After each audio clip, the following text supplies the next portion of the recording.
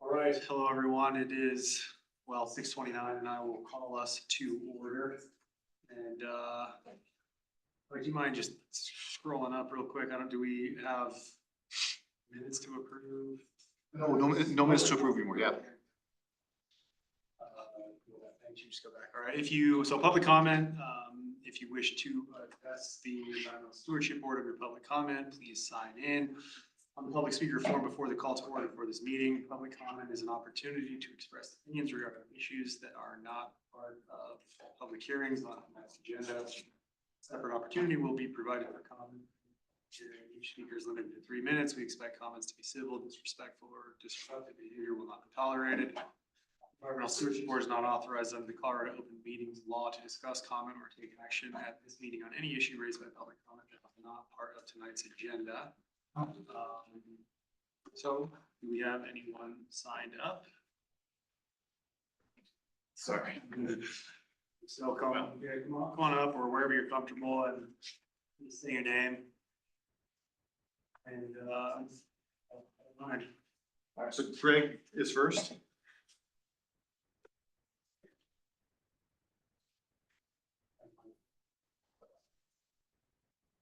Wherever you want. Yeah, Greg, it doesn't, yeah. If you want to go there or there, it doesn't really matter. Mr. Sullivan.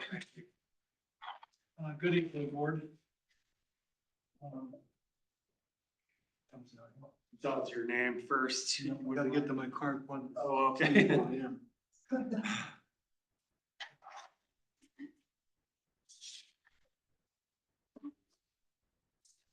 Okay. I've done a few of these just in the last couple of days, so I'm gonna go to a card system.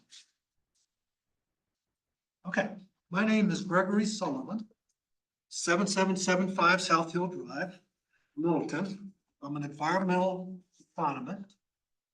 I work with some of the premier national real estate developers, Trammell Crow, and he and I, together with the National Tree Trust, planted over thousands of trees throughout America under the America the Beautiful program.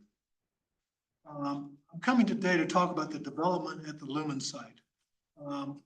There has been an agreement between the real estate agent or developer, the public investment group, and the city to clear cut 35 trees from the swale at Lumen, convert the swale to concrete, and plant some trees. Not sure what that means exactly. This can never be justified from a benefit cost analysis to do that kind of expense, to take out a swale that's been there. The swale itself has 35 mature trees that have sequestered 36 pounds of CO2. And annually, with the swale grass and the trees, they sequester 17,000 pounds. We need this. We need that at this site. I'll tell you why later. Costco is a major tenant, which is going to be at the northwest corner of this and faces Mineral and the swale. And I went and measured the Costco Quincy site because I've been told that that is going to be the footprint for the new site. And I measured it using Google and walking the property.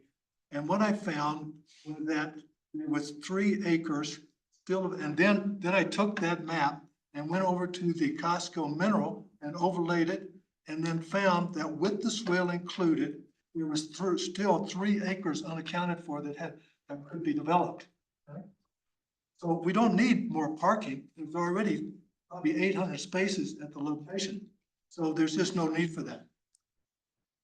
Costco by itself, according to ChatGPT, is going to attract upwards of 1.7 million car visits to that site on Mineral.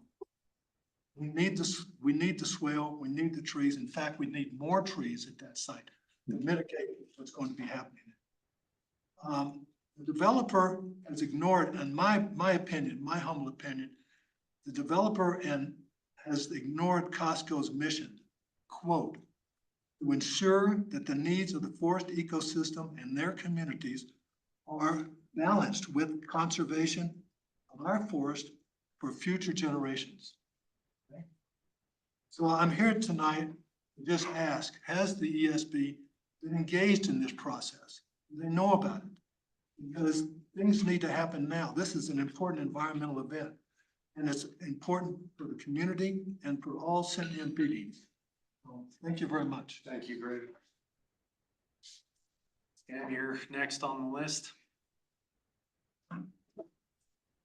So I'm Pam Chadbourne, I live walking at from here, and I'll just say first, I totally agree with Mr. Sullivan, and look at the amount of work he's done, far more than we've heard from staff. And so I agree with what he said. I would like you to take it up. It is more urgent and important than the South Suburban Parks and Rec criteria that are going on. That is a staff job. It is not your job. You are volunteers and you are an advisory board to council, and council sets policy. Staff does the day-to-day work. You set policy, you advise council on policy, and the policy on this site should be negotiate to keep that swale. The city has a lot of incentives to offer this developer in trade for keeping the swale. It can be done if the will is there. Policy that you can advise council about, and then tell them to give that to staff as a direction, is to preserve the swale. So let me then take forward the concept of who does what. Staff needs to do day-to-day and the specific work. You set policy. You should not be asked to do South Suburban criteria, Parks and Rec. That's not your job. I will say, as an example, what you would say is we don't want the use of neonicotinoids anymore in our parks. And we'd like you to work toward that. I appreciated Chairman's concept of planting fruit trees. And that has long-term things which have to be worked out. It won't happen immediately, legally, attractive nuisance. And there's who would harvest, but that's a community thing. We can work it, we can make it happen. But it's not your job to do what staff should be doing with South Suburban Parks and Rec in the agreement. I would like to mention that next week at City Council, there's a building code review, and then it's going to come to council. Your input to that is vital. Once buildings are built for 80 years, they're pretty much what our staff and our code says is the buildings of 50 years ago for a changing planet. And buildings are responsible for 40% or so of the heating gases and environmental consequences of climate change. That's your most urgent and important task in my opinion. And I'm a member of the community. I would like you to work on that. Convey to council, we've got to get those building codes up to date. Again, the city has tools to negotiate with the developers. We can incent them and help them to build environmentally good developments, whether it's swales or buildings. We need the HVAC systems to, be good for the next 60 years, not for the past 50 years. So thank you for your consideration. Yeah, Jason. Savoy. Yeah. So I saw the topic today for engines off, and I decided to come in based off of personal experience with Boulder, Colorado. In the late 90s, I lived in Boulder, Colorado. Boulder thought it was a great idea to increase traffic light timing to make it so painfully slow to get through Boulder that people would opt to use bicycles and other forms of transportation. Boulder miscalculated something. Most people who work in Boulder during the work week don't live in Boulder. So therefore, these people were still driving in, but they're idling for longer at these lights, and they ended up actually triggering EPA regulations and getting fined by the EPA. So as we go to an anti-idling program or engines off program, we need to look at things that don't keep people idling. That means maybe less stop signs, less stoplights, more traffic circles that keep traffic flowing. If you drive through this town at night, there's so many times you get stopped by a light and there's no one there to trigger that light. Why that light stop somebody? I've seen those lights stop like 20 cars at a time, and there's no one on that intersection to trigger that light stop. So we just stopped 20 cars and asked them to start up again and start moving again, which actually increases emissions. So when we go to the idle, engines off program or idling program, we need to be conscious of what that actually truly means. And that has to go into city planning and street planning and just be used effectively if we're gonna do that. In fact, they're starting to come out with some new studies that those cars that actually stop their engines when you're at a stoplight or a stop sign are actually increasing emissions, especially with short stops. If you stop at a stop sign just momentarily and the car shuts off and then it turns back on again and you increase your throttle, the actual act of turning on the car uses more gas and more carbon than it would have if it was a longer stoplight, like a 5-minute stoplight, right? So sometimes we think we're doing good when actually we can actually do more damage. So based off of personal experience living in Boulder, when that actually happened, them actually triggering EPA fines, we need to sit down and take a look at our city planning and see where can we put in more flow and keep cars moving at a slower, more manageable rate versus stopping and starting and increasing emissions. And this is actually something that did happen in Colorado. So I just wanted to bring that viewpoint towards the council. Thank you so much. All right, thank you. No one else has signed up, but is there anyone else who wants to? So, on the agenda tonight, we have the Regional Air Quality Council. Thanks so much for being here. And, they're going to talk about their engines off anti-idling program. So if you want to introduce yourself and take it away. Yeah, thank you. So I'm Sammy Herdman. I'm a program coordinator at the Regional Air Quality Council. And I'm just wondering if we can pull it. Perfect. And today we'll be talking about our engines off program. Oh, and just so you know, Sammy's joined by our colleague David Slavatos, who's online virtually. Yes.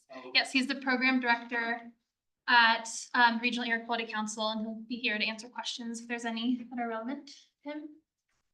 Okay, so the Regional Air Quality Council is a nonprofit.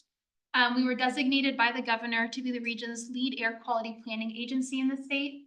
So we work with the state to develop implementation plans that show how we can get the Front Range ozone non-attainment region into compliance with the EPA's standards for ozone pollution.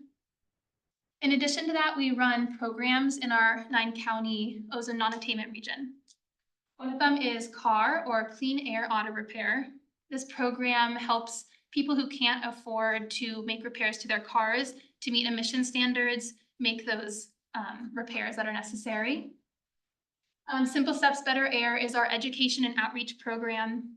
We use all sorts of marketing materials and methods across the region to show people how they can take simple steps to improve air quality. We also, through that program, give out ozone alerts, so you can sign up for text or email alerts to get notifications when there are bad air quality days in the summer.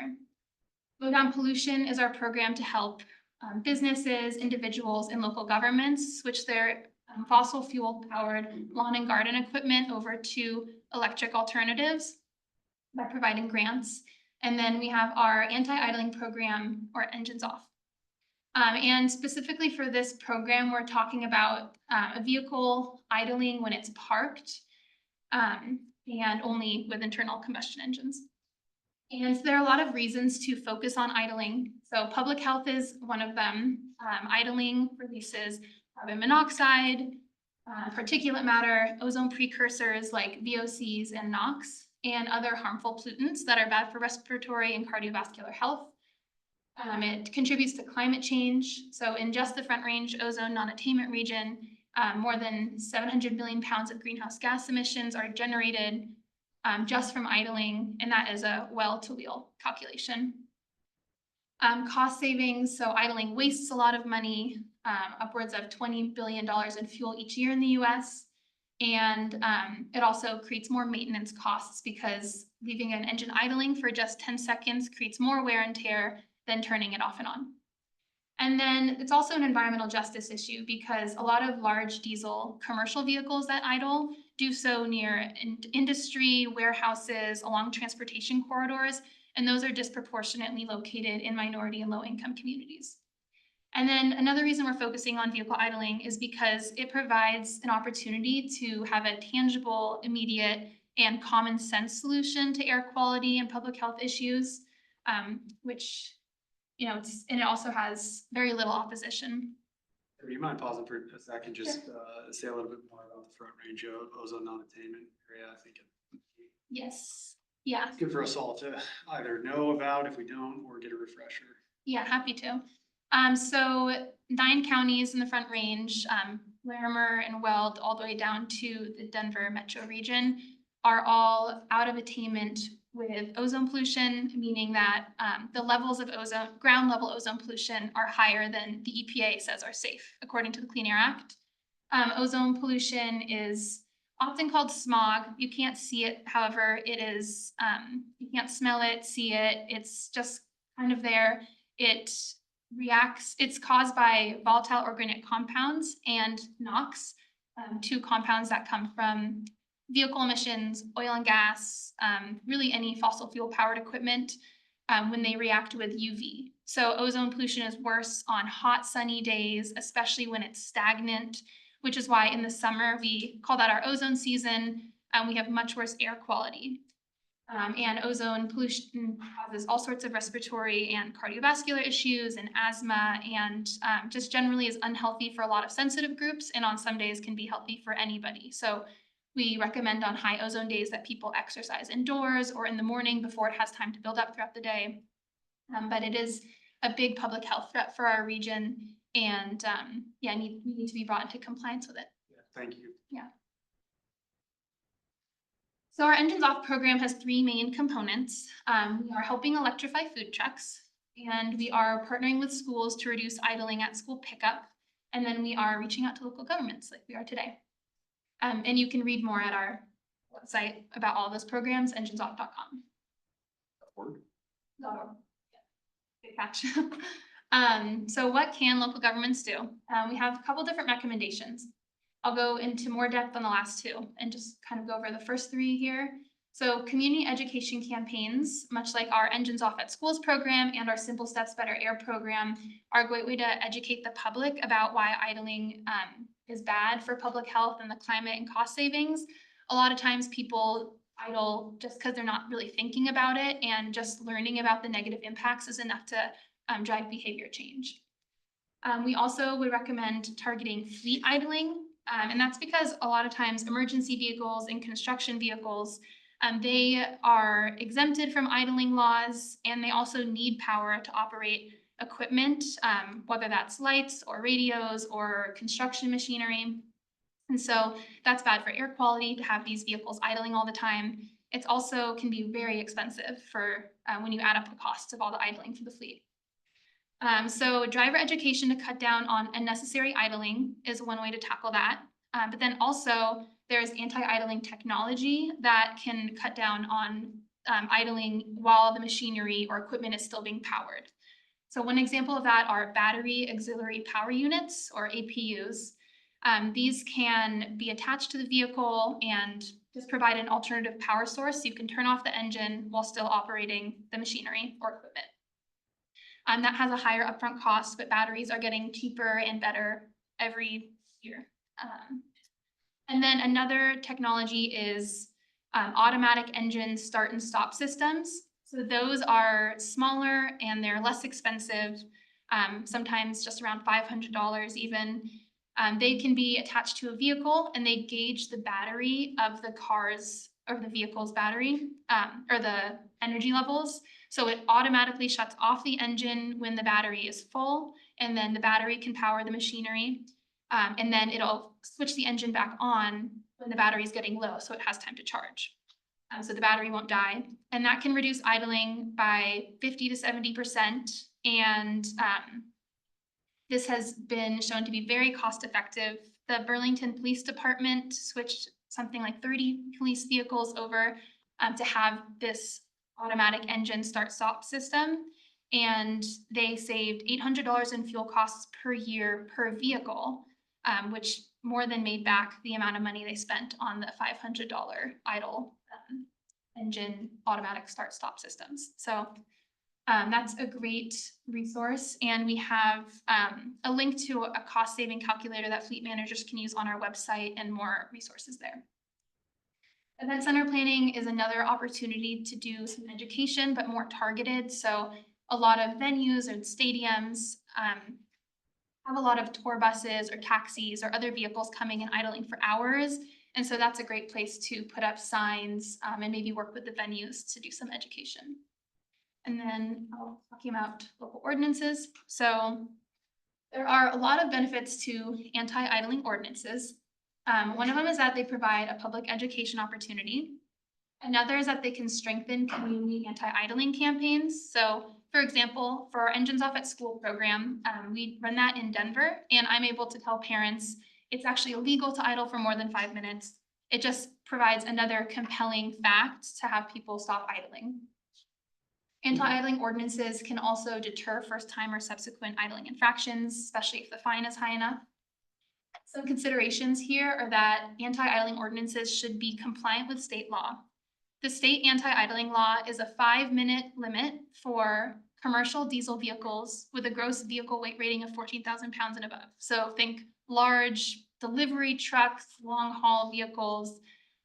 You'll see them in your like Amazon delivery vehicles, but all commercial, all diesel. They can't idle for more than 5 minutes. Earlier this year, we were successful in removing a preemption from that law. So now local governments are able to pass more stringent laws than the state one. However, all local ordinances must be consistent with the exemptions listed in the state law.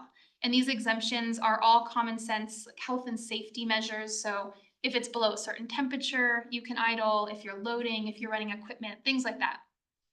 All of those exemptions are on our website and in our model anti-idling ordinance.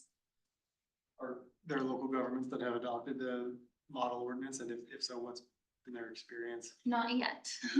We could be the first. Yes, exactly.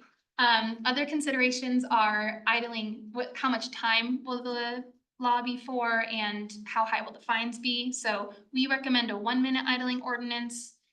And we recommend that the fines specifically for commercial vehicles are high enough that they actually prevent people from wanting to idle. The state law is a very low fine. I think it's $100 maybe. It's just a slap on the wrist, cost of doing business kind of thing. And then the final consideration is enforcement. And this is the tricky one. We have some ideas, but a lot of times idling ordinances around the country just aren't well enforced, and that includes Colorado, which undermines their efficacy. So some ideas for enforcement are deterrence with high fines paired with a marketing campaign. This is where the RAC could really help out with our Simple Steps Better Air program. We already do a lot of outreach through local newspapers, through TV, radio, social media, and we can specify those ads to different geographic regions. So if Littleton decided to introduce a 1-minute idling law with $1,000 fine for commercial vehicles, we could target our ads in this region to promote that. So that would deter people from wanting to break that fine. A question about enforcement. So is it for the state law, is it generally up to local police departments to enforce it and just Yeah. like watch for 5 minutes and see if a vehicle continues to idle? Yeah, that's what I understand.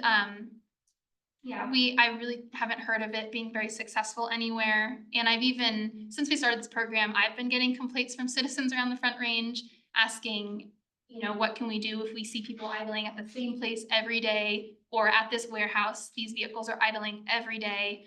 And there just isn't really a good place to direct them. It is up to the local governments, and a lot of times they don't know about the idling law, or they just don't have the capacity to enforce it. What does RAC consider health and safety? And the reason I'm asking is because I can see this model ordinance pretty quickly turning into status policing in certain communities that want to do that for people who are unhoused and living in their cars, running those cars in the winter. Yeah, that is a good point. So health and safety is not actually in the model ordinance. That's just a summary. But it is talking about low temperatures and high temperatures. And that would be a good exemption to add in there. But yeah, that's definitely going to be city specific, how you want to set up an ordinance that applies to commercial versus non-commercial vehicles. So, how stringent you want the passenger vehicle idling laws to be. Depends on the community. I will say that our police officers have pretty good judgment and discretion. So, they'd be looking for reasons like that to potentially why giving a citation might not be appropriate. And the times when they do slip, the judge is very, empathetic and we'll look at those kind of conditions as well. So, you know, as tightly written as a model ordinance might be, there's still humans involved in making those decisions. Could we see how many, like, if or how many citations the city of Littleton Police has issued for like the state? Cause again, I guess it would be, right, the city of Littleton Police would be the ones that are enforcing the state ordinance there. Is that something that we, as like open record, just like the number of, We can definitely get a report for that. yeah, I suspect that it's gonna be close to zero. yeah. I can certainly get a confirmation and email out to the Yeah. board. Cause I also wonder if there's just an education piece, like, you know, and maybe they have been, but like an education piece for our local police department of like, do they know about that ordinance? Is there any, like, just the existing one? If, yeah, just education around that for them. I don't know if Littleton has done any, I mean, this is kind of a stick approach as opposed to a carrot approach, but has Littleton done any signage in our schools here or areas like hospitals or wherever there might be idling frequent, like you had a picture of a sign that strikes me as a really nice approach. It's not so punitive from the get-go. Do we know if Littleton has done any campaigns? We don't have an anti-idling campaign signs or campaign in general. Yeah, and signage is a really easy way to just get the word out there. I definitely would recommend pairing it with an ordinance though, just so that there is, you know, even if it's not doesn't carry high fines or anything, just to really get the point across that idling is not allowed. Yeah, so some other enforcement ideas are, my favorite enforcement idea is a citizens reporting mechanism. This has proven to be really successful in New York City. Their process is a citizen can take a video of a commercial vehicle idling and submit it to the environment department, and they process that video and send a ticket to the owner of the vehicle. So that would be, you know, Amazon, not the Amazon driver. And then the citizen actually gets a portion of that fine, so they're financially incentivized to go out there and be vigilantes for commercial idling. A simpler mechanism might be better here which has been attempted in some cities, or it has been rolled out in some cities, like DC and Philadelphia, where citizens can report idling. They don't get the financial incentive, but the way I'd envision that working is through a city app.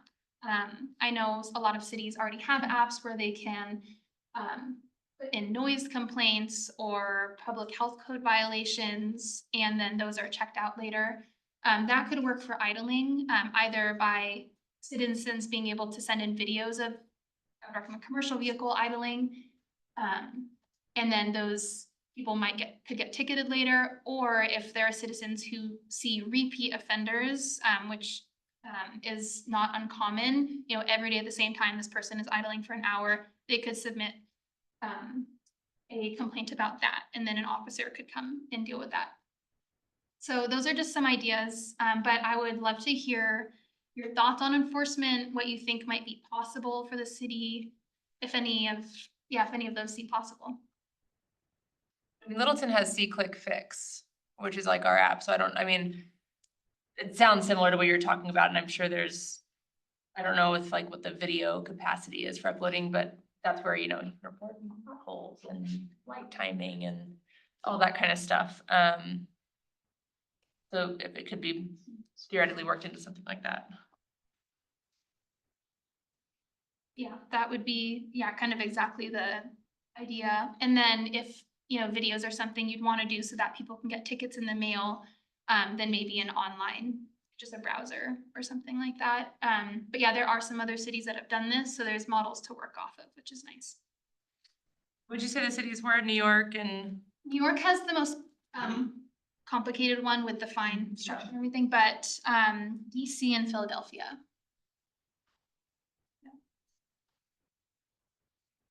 There are a lot of anti-idling ordinance precedents. 34 states and DC, including Colorado, all have anti-idling laws of some sort. In ozone non-attainment regions, so places with air quality issues like ours, it's really common to have 1 to 3 minute idling ordinances. That includes New York City, Salt Lake City, Philadelphia, Chicago, New Jersey, Connecticut, so some states also. And then 5-minute standards are also common. In Colorado, there's about 10 municipalities that have anti-idling ordinances that I know of, and only a couple in the Front Range. Telluride has a 30-second anti-idling prohibition. Most of them are 5 minutes. And are they effective? More data is needed to demonstrate the efficacy of anti-idling ordinances, and one of the problems is that they're not frequently enforced, so it's hard to collect any sort of data. But New York City, as I've mentioned, is an exception. Their citizen reporting is very effective. You're asking, a thought I have is I would be a little reluctant to have sworn officers spending a meaningful amount of time on this specific piece of enforcement. Like, I don't know, I mean, when I was on council, we were constantly struggling to maintain a full staffing of sworn officers. So, their time is pretty valuable.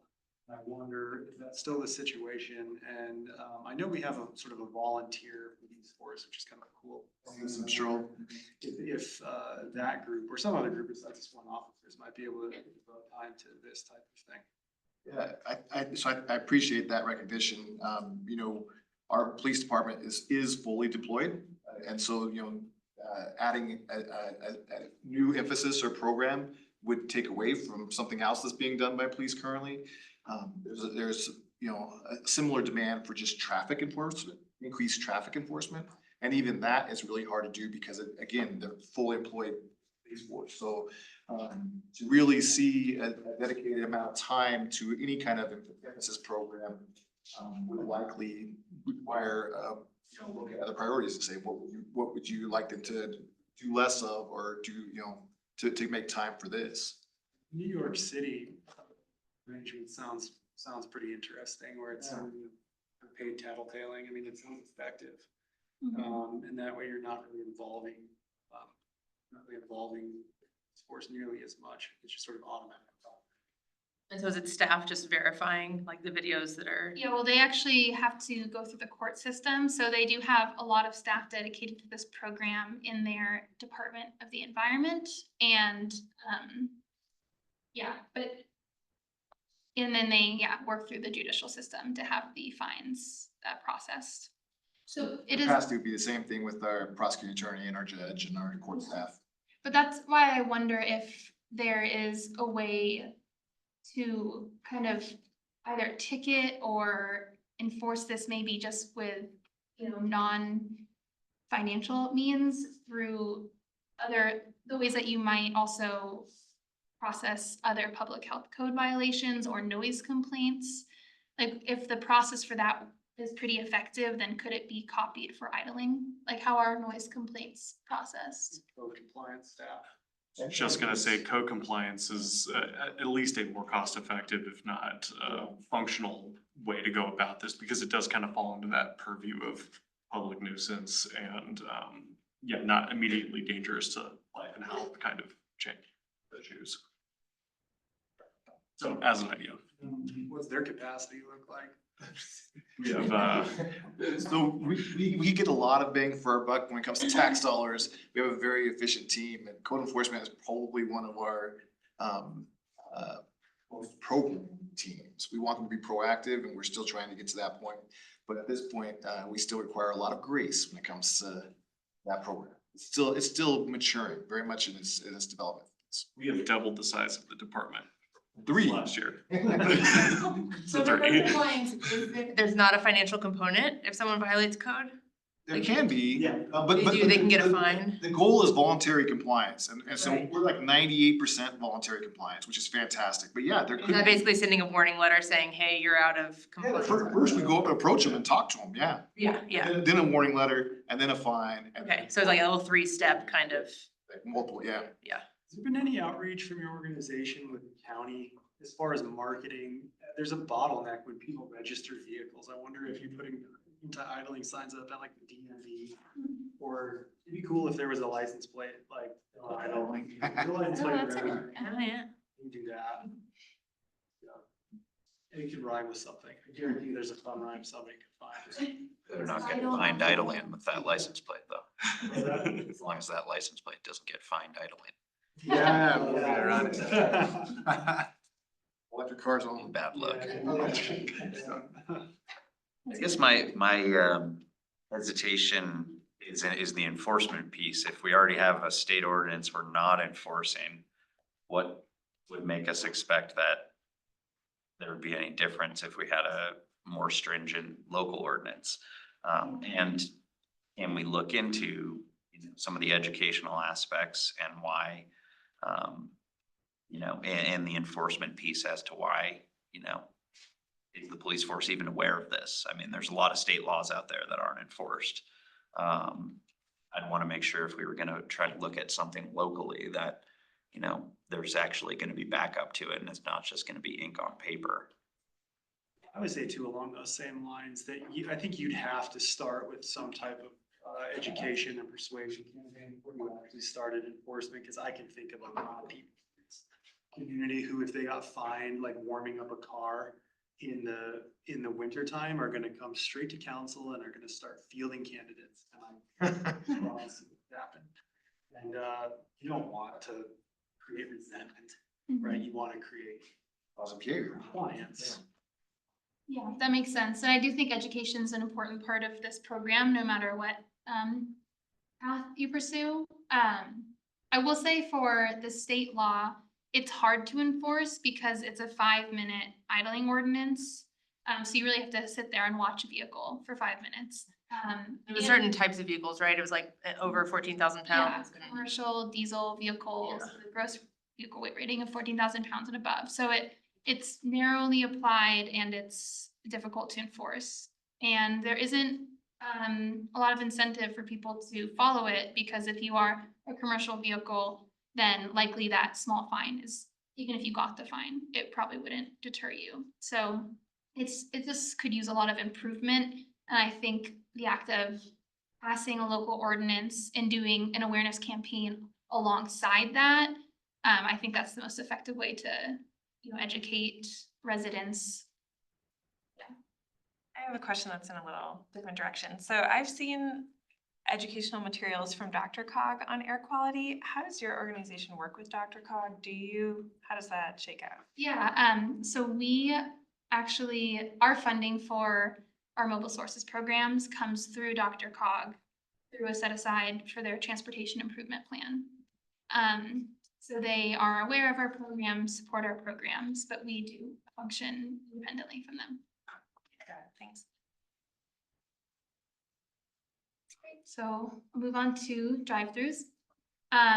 So I won't spend too much time on this one because I've been told it might not be the best fit for Littleton, but drive-throughs are, they create air pollution hotspots because of all the idling going on.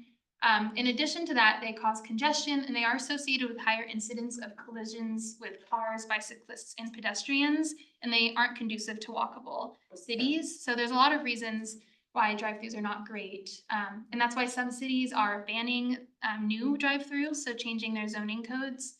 Others are, or another way to approach it would be to phase out existing drive-throughs, or at least set limitations on how many can be located in a given area. And this one, obviously, putting a moratorium on new drive-throughs isn't very effective if most of the city is already pretty developed. But another way to approach drive-through idling is to work with businesses or require that businesses at least have signage up to let people know they shouldn't be idling. Because I think it just doesn't occur to a lot of people. And, I've been in a Walgreens pharmacy line for half an hour. I'm the only person with my car turned off. And it's just hard not to notice all the idling going on there. In a drive-through, I mean, Walgreens is definitely an exception where you probably might be spending more time, but I'm thinking about like Chick-fil-A, like generally, you're making it through pretty quick. Andy's. Yeah. So what kind of signage would that? I think it would be more about the local ordinance or the state law. If it's a 1-minute ordinance, if you're gonna be in one spot for a minute, like if the line is going slow, turn off your vehicle. If you're moving, then obviously it's a different story. And then the last program I want to emphasize is our Engines Off at Schools program. That's because this is a really fun one and a great education campaign. So children are more susceptible to the negative health impacts of vehicle emissions, and parents and guardians frequently idle at school pickup, often for 30 minutes or an hour. They get to the school, they park their car, and they wait for school to get out. So we have worked with individual schools in the region to provide schools templates that they can email to the whole school community about why idling is bad.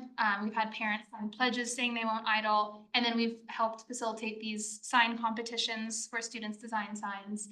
And those have seen a lot of success at some of the schools that we measured the reduction in idling. We've seen 50% reduction in participating schools, and we think we can improve the program even more. And we are still expanding this individual school by individual school, but we're also interested in doing a more top-down approach and working with the district or school board to try to have some activities at every school in the city, or sorry, in a district, and also to work with districts to reduce school bus idling. And so, yeah, we'd love to do that here as well. And yeah, When you say 50% reduction, how are y'all measuring those reductions? we go to school and we'll observe how much idling is going on for how long and what type of vehicle for a week at school pickup. And then we launch our program, and then after a semester, we'll go and do the same thing. And then we just make sure the temperatures are comparable and things like that. Yeah, so that's everything. We have a lot more information on our website, or you can contact me, and I'm happy to answer more questions. And we've been talking throughout, but any other thoughts? Is this sort of a conversation that's active on council? No, so this was gonna be the part where I was gonna jump in to say, ran across Sammy at CML, got to talking. Or municipal league? Sorry, yes, at that acronym. And knowing that emissions work is a component of the work plan that, you all have put forward, that we have adopted. We don't currently have any other emissions related activities, baked into our kind of operations in any way. So thought this might be a good opportunity to say, are there components of this program that you would like to take? Because I didn't go and present the entire suite of things, the model ordinances, the drive-through, the school stuff to council. But if there was something part of this program that you felt like would be a good fit, either on the policy side, the education side, that would be worth pursuing and putting budget towards in the coming year, working with our environmental sustainability coordinator, who is hopefully starting very soon, right?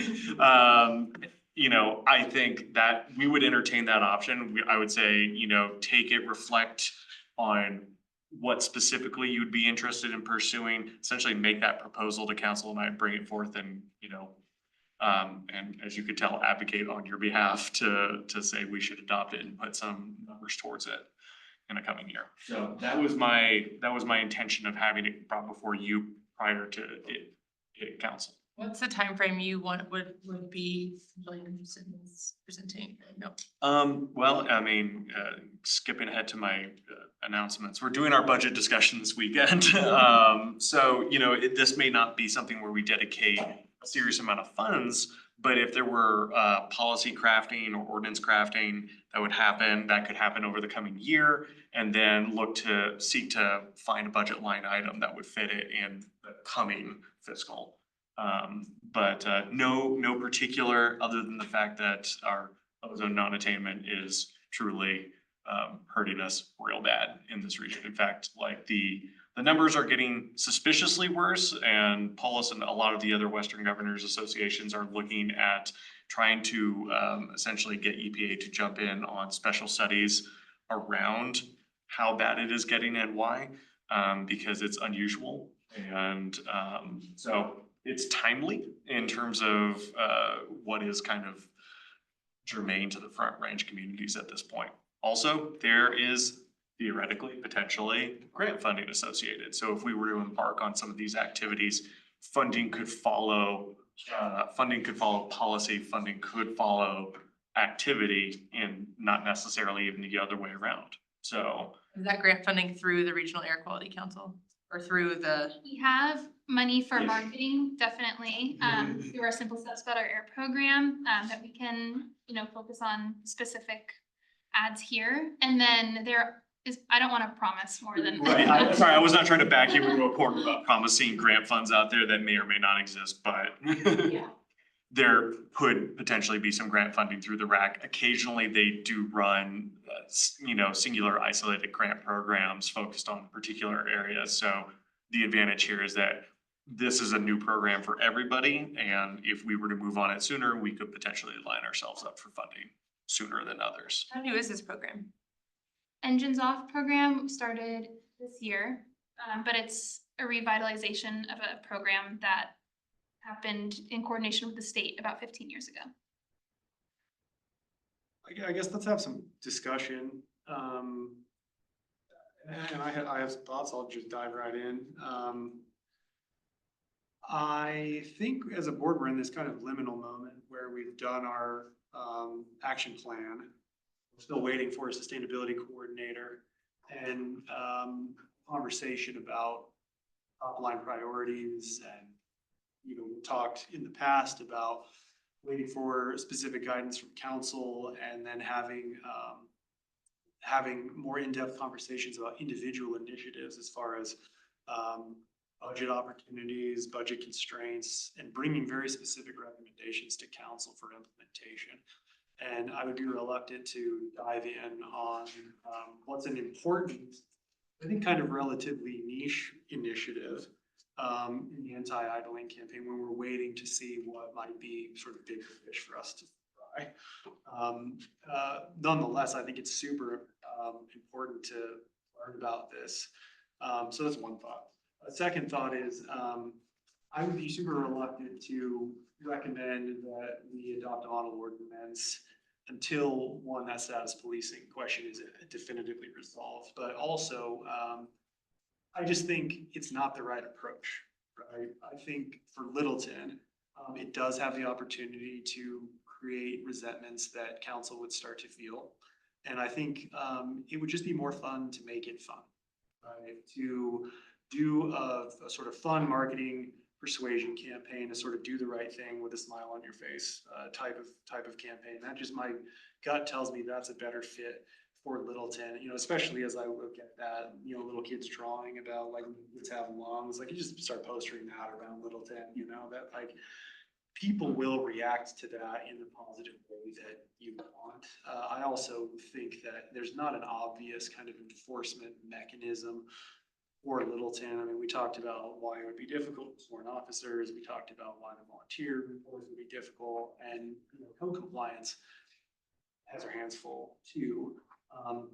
And so I think just making it, as Andy said, more carrot rather than stick would be a better fit for Littleton. So those are kind of my thoughts.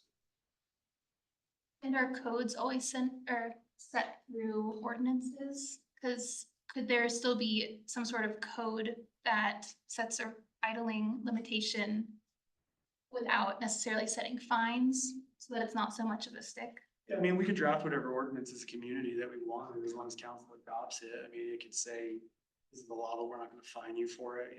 You'll get a finger wagging from law enforcement or But something. then it could be something that code compliance could still follow up on if there were, Oh, sure. Yeah, I mean, because there are some people who will just repeat idle, every day frequently, especially some commercial operators that I know do bother people who live nearby. yeah.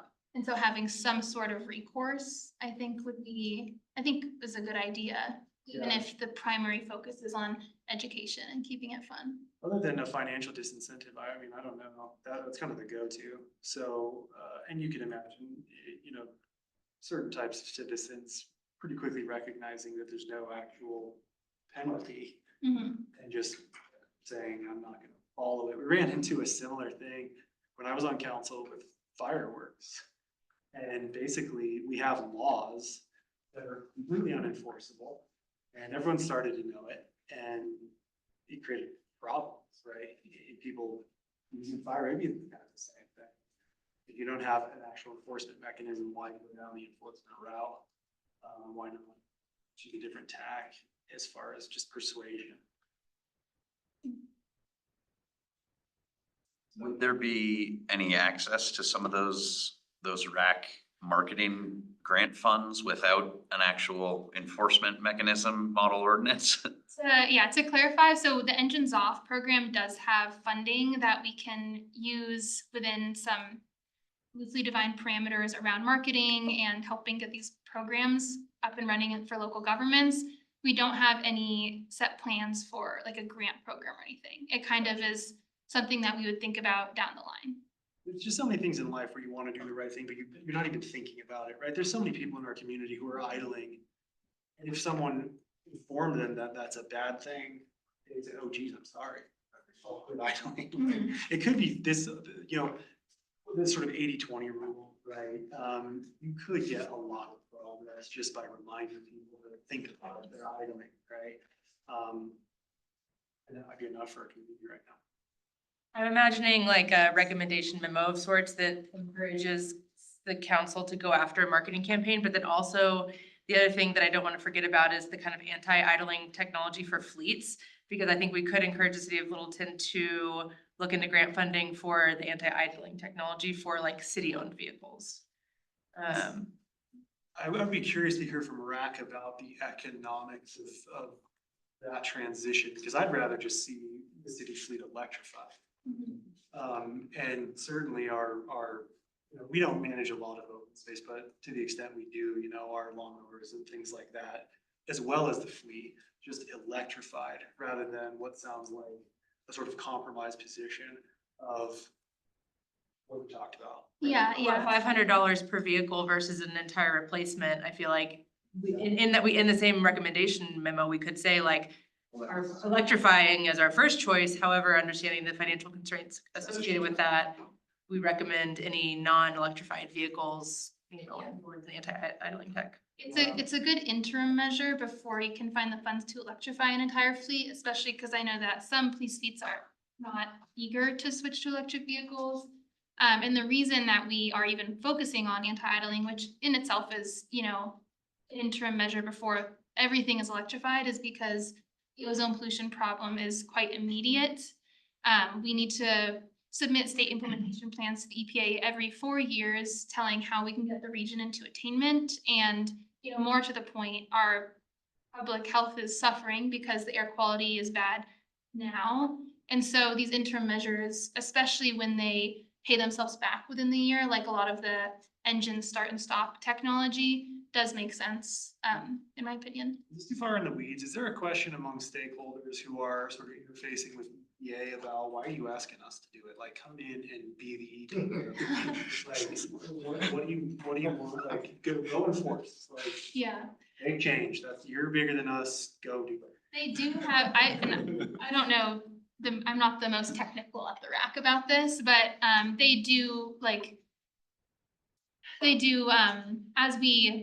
the longer we stay out of compliance, the more mandatory changes we have to make, like changing the quality of our gasoline is something that we recently had to do as a state or in the non-human region, to try to help us come into compliance. But yeah, mostly I think states want to have control over it. I think that's why, because if we didn't come up with this implementation plan, then the federal government would come up with one for us, according to the Clean Air Act. I mean, it's sort of we put our tongues in our cheek to talk about the non-compliance because it's just perennial. It's been like this for so long. It's like every summer you just sort of go, okay, it's gonna be 90 degrees today and something's gonna be on fire somewhere and the ozone levels are gonna be like 2. There has been some progress. We definitely the parts per billion of ozone has been decreasing since, we've started 20, 30 years ago. So yeah, progress is being made, but it's slow and, climate change is not our friend here. Thoughts? Steve, what is the status of fleet electrification? I mean, to Hannah's point, which is a good point. I mean, so we actually had our fleet team come in and present at a Public Works kind of overview session, and we actually asked questions about the fleet vehicle electrification. It is, not only do we have the study done, but we are actually starting that transition of our fleet vehicles. Police vehicles obviously being the most expensive. A lot of it is a challenge of back order, quite honestly, because most of those police vehicles need like a significant amount of retrofitting to accommodate the needs of the police. And so as such, we are kind of backlogged in terms of how many police vehicles we can get to electrify. Now, our other fleet vehicles, code enforcement vehicles, traffic enforcement, like that has a higher potential.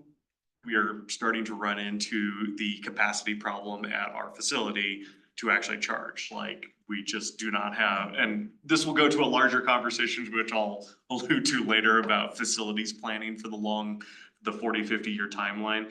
But part of that is like making sure that the power drops to those facilities can accommodate the fleets that we actually have. So it is actually moving forward. So some of our vehicles are electrifying. It's just really slow. It's sort of an obvious thing for public works vehicles. We had our first electric Silverados this year.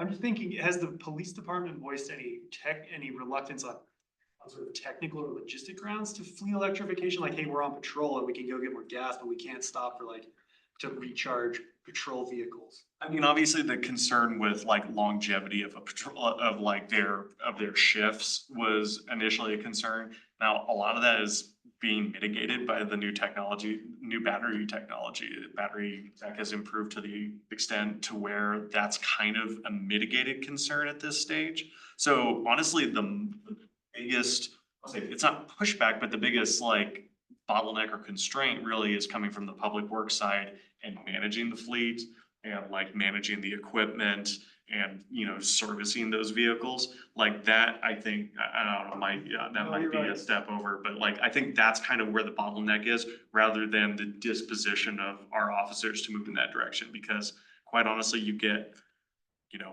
torque out the wazoo. And like, you know, they love that, which is. There's other factors involved.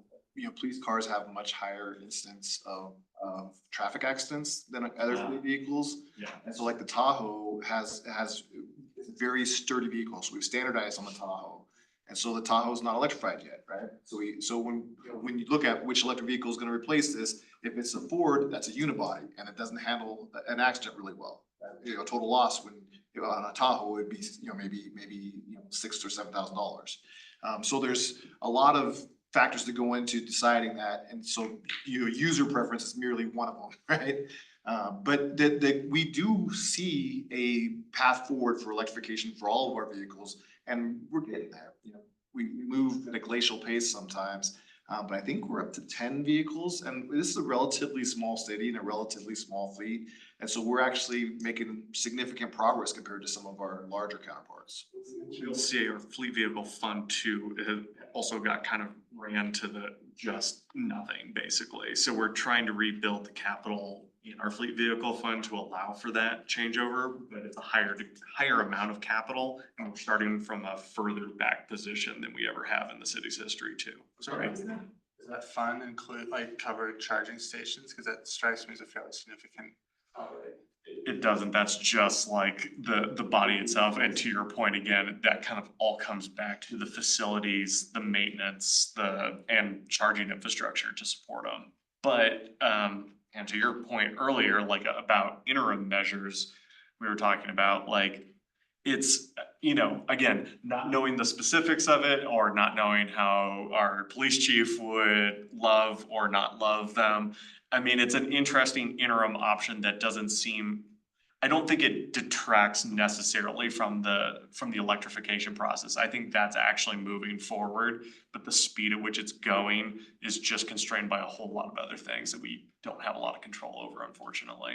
Is that interim technology applicable to bigger vehicles? I'm just thinking, we're never gonna electrify, not never, but it's gonna be a long time until we electrify the city snowplow fleet, things like that. You see all those things? I mean. I know that they are used on long haul, like 18-wheeler type vehicles, so, yeah.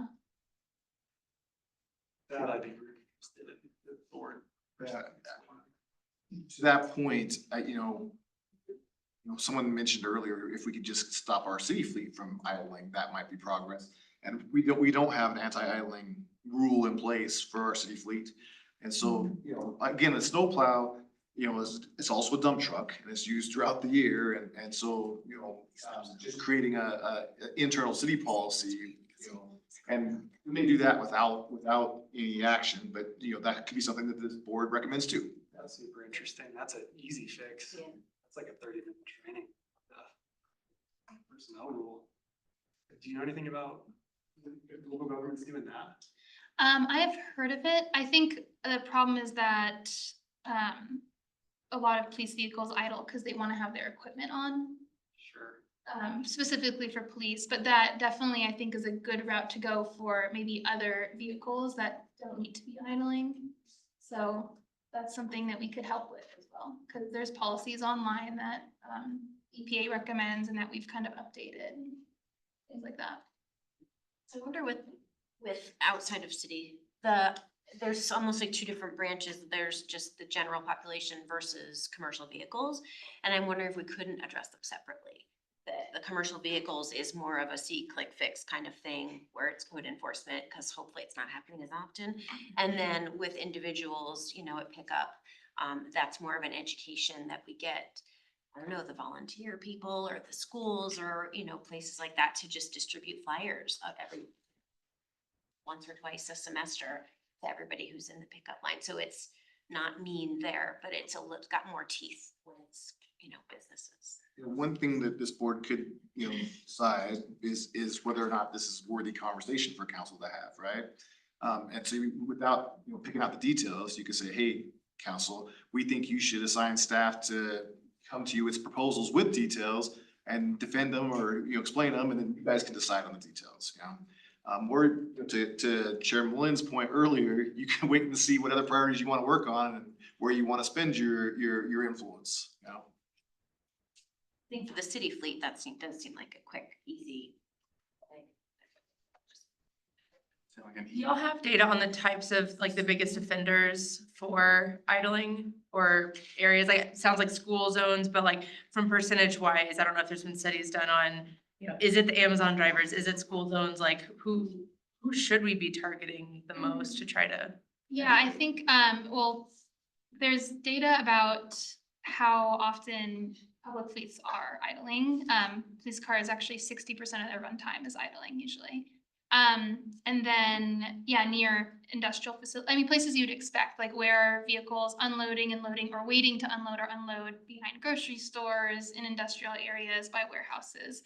And then anecdotally, yeah, school pickup is, I don't know if there's any hard numbers on that, but I've seen a lot of that. And you know, if you're driving around at 3 p.m. on any given day, you'll see people idling outside of schools. Because I'm even interested, so I work at Breckenridge Brewery and I can't even necessarily picture, like, when we have 5 trucks loading at a time, we definitely don't have like an on-site policy that says, you know, if you will be, like, we do live loads, right? So a truck will pull up, dock, and then sit there while we load them, not drop a trailer.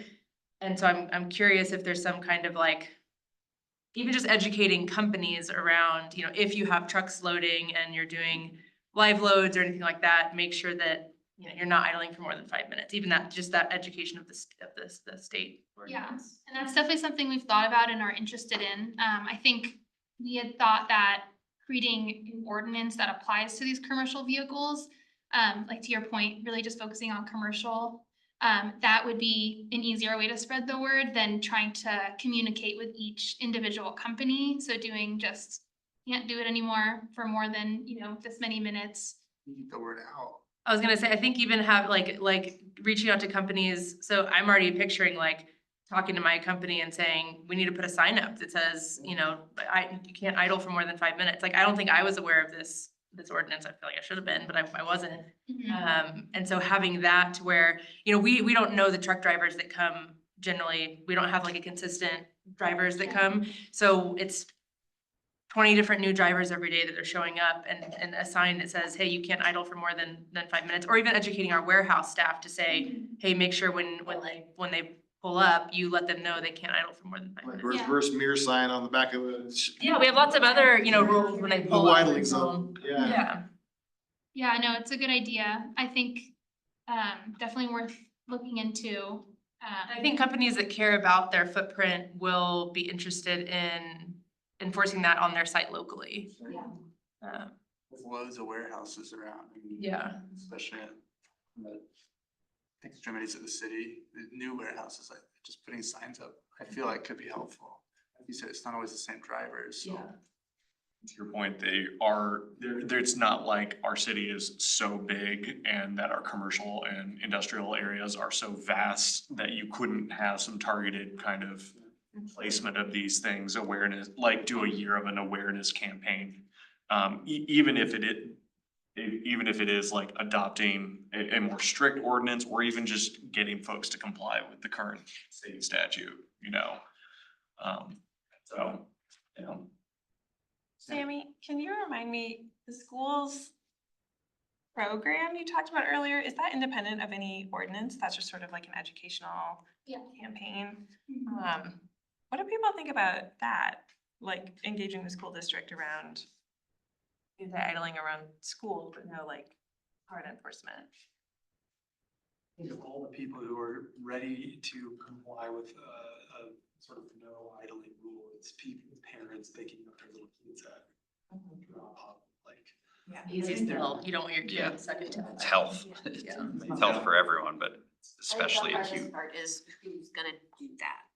Like, who's Yeah. gonna go out there with brochures and hand them to parents, or? Well, who's is that gonna- what, is that like the program that the RAC does, is that? Like, we could basically say like, hey, we really want, you know, y'all to come to the city of Littleton schools and give out information, like, is that how that would work? Yeah, so we have a lot of different activities and different levels of engagement we can have with the schools.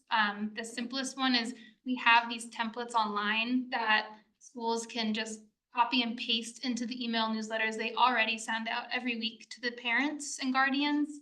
And that we've heard back from schools. It takes almost no time at all. We have a lot of other activity ideas, but it's kind of up to the individual schools, how they want to do it, if they want to pair it up with sustainability initiatives if they're already doing, or have it on Earth Day. They have all these different ideas, and yeah.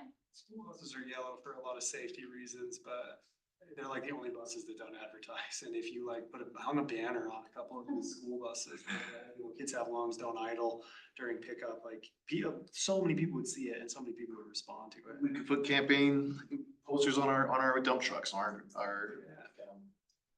Could we get school children to compete to get the most companies to put up anti-sign? It's all tied together. Well, Kelsey, I'm glad you brought it up too. I mean, you know, I think our Safer Streets program, we're gonna be investing a fair amount into other public works activities related to school safety. And, you know, this is not what like the parents who are most knowledgeable of that program are thinking about. But there is a heightened awareness of the interaction between our cities, our infrastructure, our environment, and the safety of our kids. And I think there is potentially an opportunity for us as a city to be more involved through that pathway. Like, we are already pushing more communications out about things that we never really interfaced in that way with these, you know, these specific kind of subgroups throughout the city in the past. And I think it is different, but it's still kind of the same message. Like, we as a city care about these kids. You as parents care about these kids. Let us all slow down speed, stop idling, like drive, you know, as slow as you possibly can through these areas together. So there's kind of a common theme of like city and parent working together. We had, David, do you want to weigh in on here? You just popped up on our television, David. That's why we're saying. No, it sounds like Sammy has it all handled. I was mostly here if there's other questions that anyone had, but yeah, sounds like she's been being able to answer everything for you. Thanks for joining us, just the same. Is there anything to the, what we heard a little earlier about some of that stop-start engine technology? I don't have the technical expertise to understand that, but like in a 1 minute period, does it increase emissions potentially by restarting or not? I have no idea. I'm just curious. We just go off of EPA, what they recommend, and idling for a minute is worse than stopping and starting your engine. But I'm not sure if there's something specific to new hybrid models.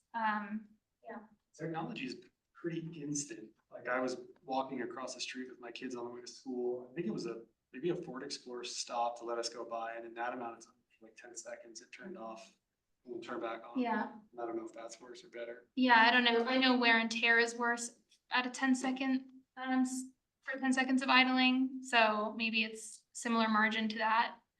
Yeah. And I'll say it's, again, that is actually something that's also older vehicles, created more pollution when they were first kicked on. You know, with the invention of, you know, everything from fuel injectors to everything else, the newer vehicles just don't kick out the pollution turning on like older ones used to. Yes, what other conversation around this? I guess I do have a question just kind of about the board's efforts over the next few weeks, months, because we had the meeting with South Suburban last week. This is really interesting information. I almost in a way want to revisit like how people are feeling about the conversation with South Suburban, and if that's something that I know that it seemed like Jim wanted us to give some recommendations around that conversation going into the conversation with South Suburban. So just kind of curious, I mean, I do kind of feel like with this, it could be a like literally pretty quick, small memo, even if it was more of the direction of, we recommend staff look into this addition, you know, look into some of these options and list just some of the ideas. But then I want to be conscious of our conversation regarding South Suburban and just where do we want to put our efforts over the next couple months? Anyone has thoughts on that?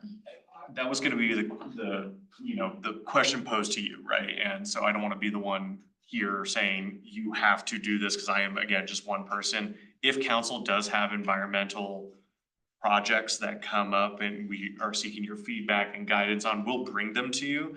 But I think to your point, it is up to you as a board to say, if there's a new idea, the genesis of new policy, new recommendation, new ordinances, I think that's something that I can say that our council would really appreciate that you bring to us to say, this is something that speaks to us.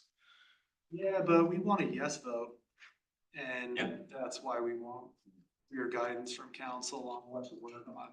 I mean, I'm certainly happy in my role as chair to sort of turn the board loose and let's pick what we want to do and let's make crystal clear recommendations to council. But tails wagging the dog and it turns into a no vote. That's problematic. And I guess I would say, I hope this has improved over time, but it was kind of a standing issue that council was not working super effectively or closely with its advisory boards. I mean, there was someone I was on council we hadn't heard from the entire time I was on council. It just existed for the sake of existing. And everyone's time here is valuable and we want to be effective in our work. And so I think it is incumbent actually on council to say, work on this and let us work on it. Now, in a vacuum, we'll go to work. But it would be incredibly discouraging to be formed as an environmental stewardship board, not have clear direction from council on what advice they want from the advisory board, and to say, okay, we're going to take initiative and create policy recommendations and have those either significantly changed as part of the political conversation that council has to go through, or simply vote it down. So I think, council needs to tell us what to work on. I mean, we've done what council asked us to do. Here's the action plan. Now what happens, right? Or even just if we have ideas on what we would like to work on, just to kind of get some feedback from you, like, is that gonna be feasible? Should we keep working on this? That kind of a thing. I'm happy to kind of herd those cats in that direction and to get a little bit more clarity from the whole of council as to some of those policy ideas and recommendations and direction to send you on. So, it's a church. I think that's a really good point you made, and just in the short time I've been here, I have seen a change in the relationship between council and the board. And to make it a healthier relationship, a more direct relationship. And so I am optimistic that we're headed the right direction, but I do think that like you're probably not the only board that's saying, hey, give us a purpose here.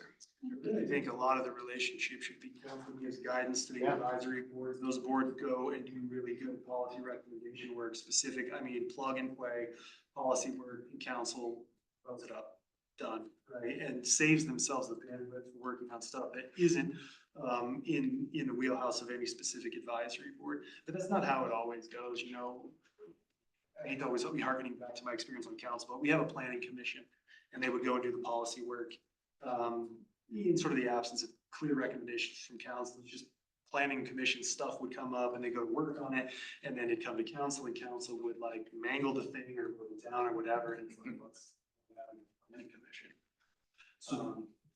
This would be the normal time of year where we would have a joint study session with the board and the council.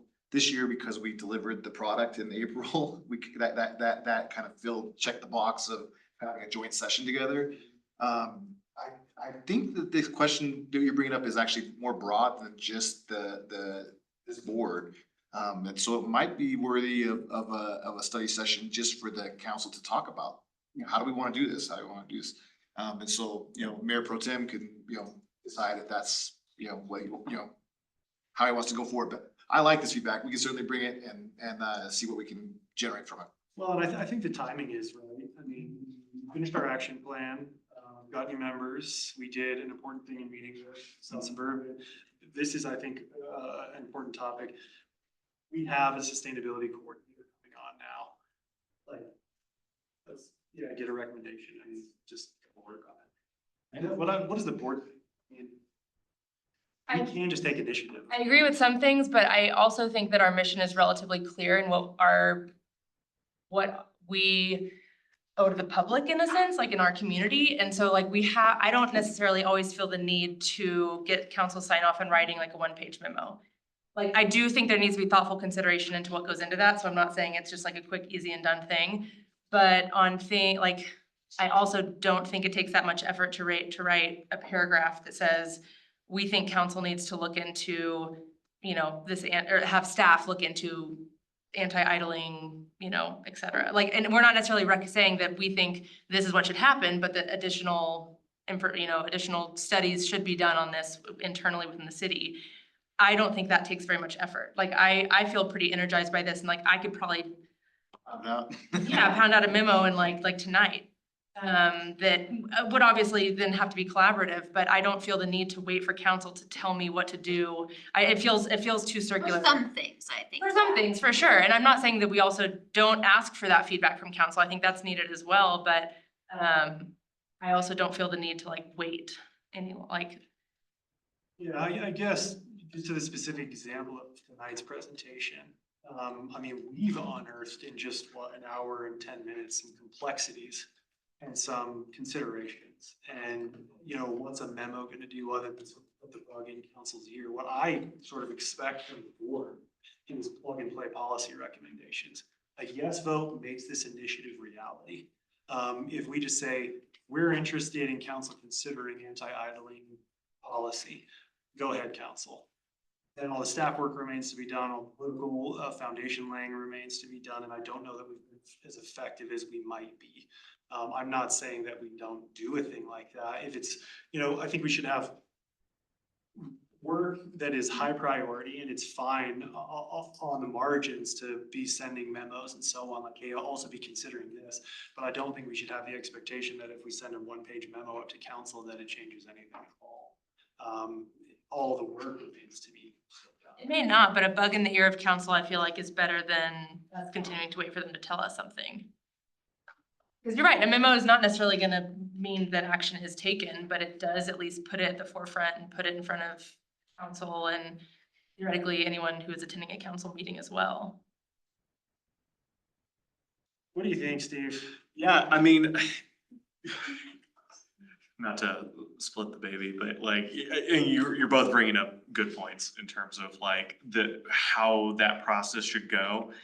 I'm acting outside, I'm essentially bringing this to you as a council member, not necessarily as council, right? And therein kind of applies a challenge.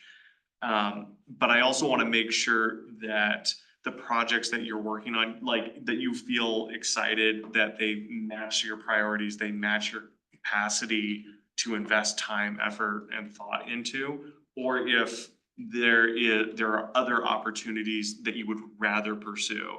And so bringing things like this, which to your point is niche, but it is also, niche tends to be more achievable, like bite-sized, pieces of policy or ordinance work can be very achievable. Something like the climate pollution reduction grant program work is multi-year, multifaceted, like long-ranging, huge changes in terms of how many levers need to get moved in order to make that stuff happen. So, I mean, quite frankly, like, I'm actually happy to take those recommendations and put them in front of council. Next Gen wants us to consider something, and, we're gonna bring that consideration to the council members and say, do you, each of council members, want to consider this in part or whole or not at all? And I think I would do the same here. If this is something that you would be willing to pursue in a more nuanced fashion, we can bring a technical memo in front of council, and I can say, council, are we going to pursue this in part, in whole, or not at all? Educational components, ordinance components, like, is there a part of this that you want to pursue and feel like you could invest yourself in? So I think it can kind of swing both ways, quite Well, I have honestly. to continually remind myself that this is a volunteer board, and so the time that, like, what my time allows me to do is something like a memo. It is not an in-depth investigatory thing. That's what we ask for staff to do, or like, it's so, like, that's where I'm like, yes, I want to look further into this, but to an extent, like, that also is gonna, that's not, I don't have the capacity for that. Well, So that relates to the question I was gonna ask about the sustainability coordinator. This is perhaps a unique board in that we have a staff member who is directly aligned with the work that we're doing. Is it appropriate for us to dictate some of the things that she looks into? Like, we want this looked into more in depth, please do that? Or is that is not the direction of work though? They're kind of they're the hammer, and the general contractor sits a number of levels above them. And so we would tell the general contractor to find somebody to go swing said hammer at a particular issue. And so, yes, the sustainability coordinator does give us the capacity to explore the climate pollution reduction grant program, the air quality ordinances, water conservation stuff. But this poor person's gonna walk into these meetings, and the list of to-dos may cause them to, self-immolate. And I think that's part of where city and this board can say, you know what, this is a great program, but our focus this year really needs to be on water conservation or stormwater quality management or greenscaping in terms of, South Suburban, operational changes kind of thing. I think exactly the point that you just made is it all of it more clear to me that council needs to provide focus. To Hannah's point, which we are a volunteer board. We want our time to be used effectively. No one is going to be spending any real meaningful amount of time outside of these meetings working on this stuff. But what we can do is if council says, and by the way, we've already tried to provide a menu to council. The top line priorities that we developed as part of the action plan are what we think should be worked on first, right? And council could say, out of this list, we want you to get us plug and play policy on the following, right? And at that point, it's our job to marshal resources, right? Have staff come to us and then send them away to go do what needs done as far as helping us develop that policy. We're not doing it outside of the meeting, and do what we did with the action plan, but on some policy, right? Like, here's an ordinance, go vote yes on it, right? Or here's whatever, and really provide a force multiplier for council. So council's not saying, okay, let's push pause on safer streets because now we're going to go do a bunch of stuff on the environmental stewardship stuff, and hey, staff, can you go work on this and come back to us? Like, we should be doing that. What we just need is, what it sounds like certainly the sustainability coordinator needs is marching orders. Like, here's the focus, go to work. I think it is still a two-way street. Like, yes, we can have that top-down approach, but to your point, Hannah, like, it is a citizen volunteer board. And so your input on how we prioritize these things matters. Like, the work plan is a huge part of that. And I think there are things in that work plan that are going to be focused on externally. I think there's that opportunistic, this is a program, an idea that is opportunistically generated. And the question is, do we divert resources and time to pursue it? I just don't want us spinning wheels, because that, in my mind, is a lot of what action plan was. Like, now council pick, right? We said, as a volunteer board focused on environmental stewardship, these are the things that should be worked on. Tell us what to go to work on. I mean, sure, we can provide initiative. I'm happy to do that until, if it becomes fraud. And I'm thinking of the number of times I sat on council and told the planning commission, no, thanks. Because it didn't come from us. It didn't come from council. They took initiative and we came back and said, no, I'm gonna do it a totally different way. It happened all the time. They would have a vote, majority for development, and council would vote down. Yeah, no, it's a very legitimate concern, truly. So, yeah, I think, So just to recap some of the things that he just said, another board has in fact taken on an issue and written a letter of recommendation to council without having any discussion with council about it prior to just sending the letter. And so council is looking at that. So that's certainly an option.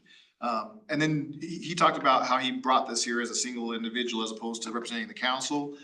But in fact, while he did make the introduction, it was Chair Lynn who decided to have this on the agenda tonight. And so if I have had the experience where a chair says, nope, I'm not putting that on the agenda. And so certainly this group has some authority to decide what this group wants to work on and how and when and those kind of things. To your question about the sustainability coordinator, they're city staff, so they report ultimately to the city manager. And city manager's tasked with making sure that they deploy resources appropriately. But that said, much of this coordinator's work is going to be aligned directly with the things that you guys have already put into place.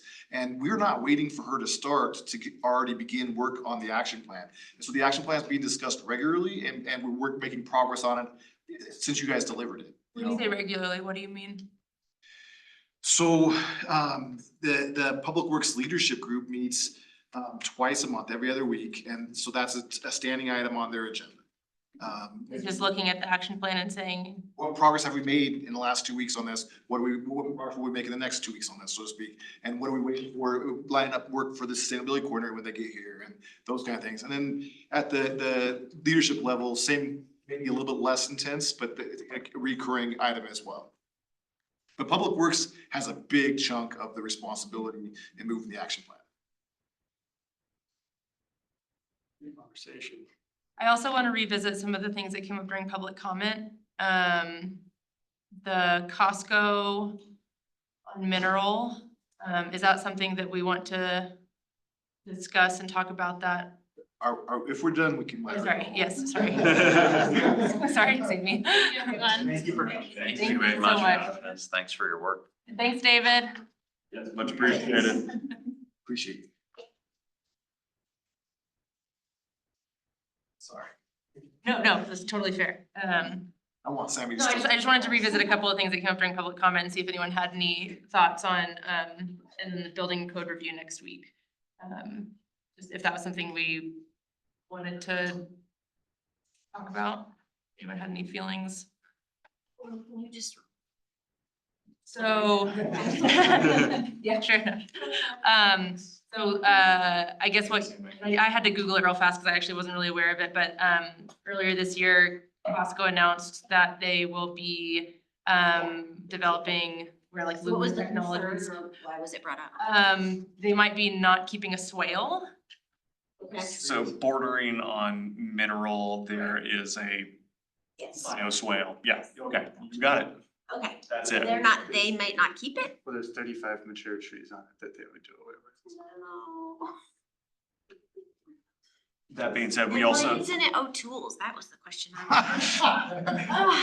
We're still looking at Pro Tools, we're still, Ah, we can keep them, so Retirement. we've got options. Make it happen, Steve. Trying, It's gonna be there.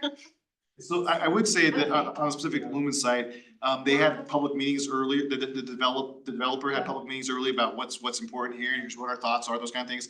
And there was a significant amount of feedback from the community saying, we want this to have, to optimize mobility.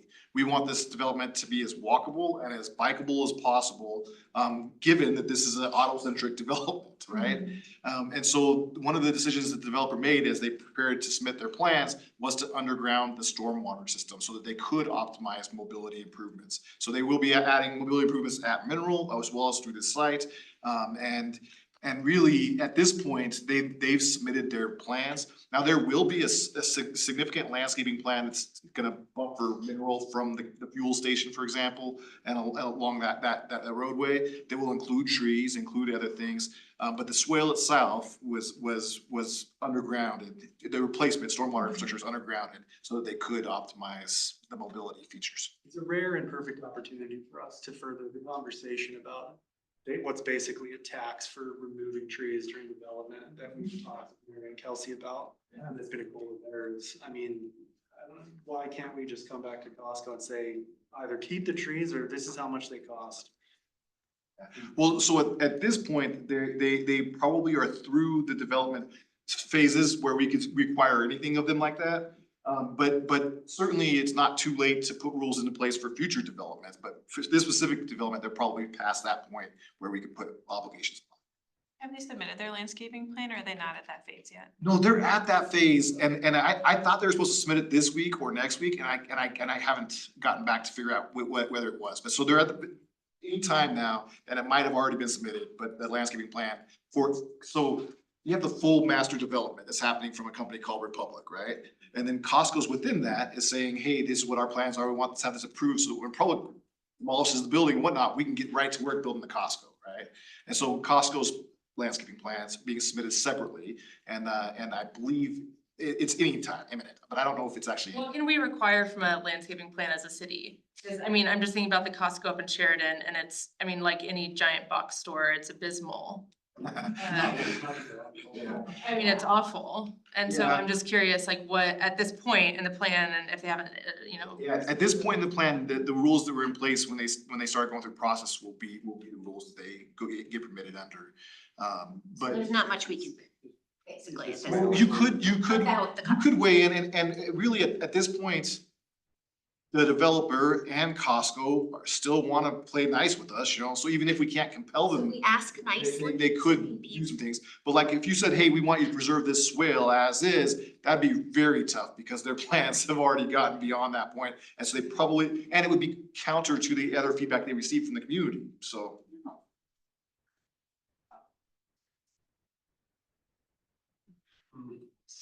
That way they can rework it, You huh? know, looking at the city, like, I mean, it's also not ours. And, preservation work would cost, that would be on our dime. And The building code is ours.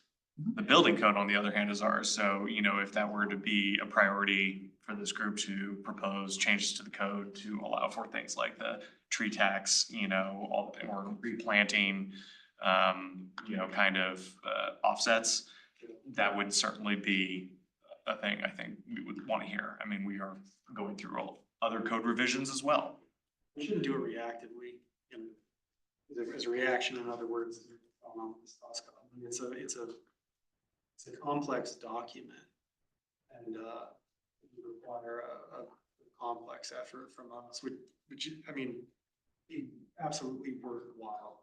So many roads pass through the building code when it comes to ecological stewardship and sustainability in Littleton. It just, again, we're back to where we were 20 minutes ago. Like, what is next? Because it's time to start answering that question definitively and start moving. I mean, we've shown as a board that we can do a heavy lift. I would just reiterate that in sort of recent history of boards, advisory boards in the city, like we did great. Starting from nothing to really, I think, high quality work product. So, yeah, I think, as a board and in collaboration with you as liaison and Mike and council and so on, and let's just make an effort to sort of answer that question. Yeah, absolutely. And I think that's something we can certainly work on over the coming, few weeks, and have turnaround that's a little bit more actionable for you all sooner rather than later. If building code is something we wanted to focus on, we certainly wouldn't be starting from ground zero. I mean, there's far more progressive communities that we could simply look to as like, what have they done? Or, I mean, there's consulting firms I'm sure that do this too, but Model codes. totally. I mean, it's like, they're probably out there for grabs on the internet that we can just say, what are the ecological improvements on that international building code that we can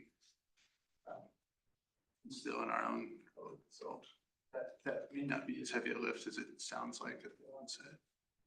Can y'all help me understand the logistics behind code updates? So if there is like I hopefully it's not too big of a question, but like if there is building code review next week. Saddle up, we're gonna be here for an hour. And can I chat GPT it? In 5 sentences, tell me, Truly, so we are going through a process of doing code updates now. I mean, relatively significant ones with regards to our missing middle housing. Yeah, go. Sorry, quick clarification question. It's an easier conversation to talk about building code. International building code. Yeah, it's a much more complicated question to talk about the unified land use code. Yes, very different. Yeah. those are 2 separate. Yes. Sorry. What's being talked That's okay, no, Providing that clarification. What's being talked about next week is the update to the international building code. So we're saying, hey, do we want our city to go to the next level of IBC? And by adopting the current or the most current IBC, it allows any developer from around the country to know what they're getting into when they come to the community. So what Andrew's probably alluding to is like a stretch code saying, hey, we want to incentivize you to do some things. We want to, create, a tree tax or those kind of things outside of that. But And that's not ULUC, that is like in addition to. it's not ULUC or International. IBC. It's a stretch code, yeah. 2020, are we on 2018? Do we know? I think it's 2020. Yeah. It might be 2018. I can't remember. 21. Just another, is it just the building code? There's a lot of codes like this. This is just the updating the IBC, the International Building Code. So it's not the fire code, it's the building code, yeah. Even going from 18 to 21, with it like a big step forward using like in terms of energy requirements. Do we expect pushback? Is it something that we should issue a like 1-sentence memo that says the Environmental Stewardship Committee? One sentence memo. Wow. I mean, quite frankly, it is a huge step forward from where we were just, what is it now, a year and a half ago, where we were back about 4 or 5 iterations to that code, which was basically like build your houses out of stone and like put turrets here kind of. Amazingly. So, I mean, no, to answer your question, no, we're not expecting any sort of pushback. Like, it's not worthwhile, is it? It's always worthwhile to be aware of what's going on. Sure, but I mean from Fairly us, like routine. under the board saying, Yeah. we support this, period. This is fairly routine, but like as a developer who's getting ready to build and you know what those new costs are gonna be if you have to go, you might say, hey, don't do this, But as far as most members of the community, updating to the most current part of the code is appropriate and fairly routine. So the codes are technical documents, and you can, as Mike's talking about, to implement stretch codes as a community. The unified land use code, on the other hand, is a policy document through and through. Very customized. I don't know what this council has done on ULUC, but when I was on council in ULUC, it was void of progressive environmental policy. And at some point, someone's gonna have to get back in there. We're doing revisits, every 5 years, but it could be on the list. I mean, think, didn't we shortlist it? I don't know. I think that was a short list on our action plan of like update. The planning session for it is going to start in 2025, I believe. I think that's a Kathleen Osher question, but I would say that can certainly be on the list to start in the ULUC, essentially putting teeth to some of the environmental components of it. What we're doing over the course of the next few months, the missing middle housing also relates to our land use codes in terms of going for higher density, smaller setbacks. different parking restrictions and requirements.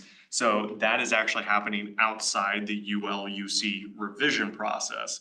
And you can also take a survey on that online right now if you would like to. So there's that. But so it doesn't all happen at that 5-year mark, but that 5-year mark is a good opportunity to essentially put forth proposals for some of those major changes for sure.